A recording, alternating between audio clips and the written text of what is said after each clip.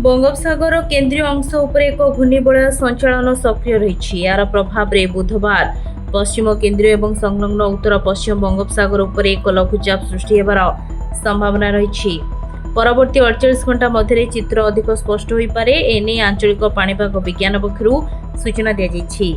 बुधवार सकाल 8टा मध्य मालकानगिरी, कोरापुट, नवरंगपुर आदि जिले में प्रबल वर्षा संभावना रही। अन्यपटे बालेश्वर, भद्रक, जाजपुर, केन्द्रापड़ा, कटक, जगतसिंहपुर, पुरी, खोर्धा, नयागढ़, गंजाम, गजपति, सुंदरगढ़, झारसुगुड़ा, बरगढ़, संबलपुर, देवगढ़, अनुगुल, ढेंकानाल, केन्दुझर, मयूरभंज, सुवर्णपुर, बौद्ध, नुआपड़ा, बलांगीर, कलाहांडी, कंधमाल, रायगड़ा आदि जिले में वज्रपात सह हालुकारू मध्यम धरणर वर्षा होइपारे।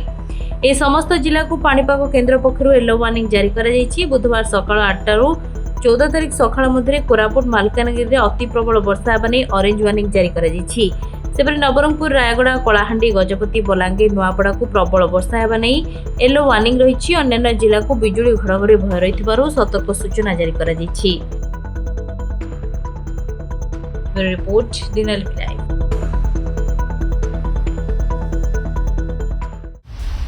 दिनलिपि लाइव को एबे ही लाइक, शेयर, सब्सक्राइब करंतु।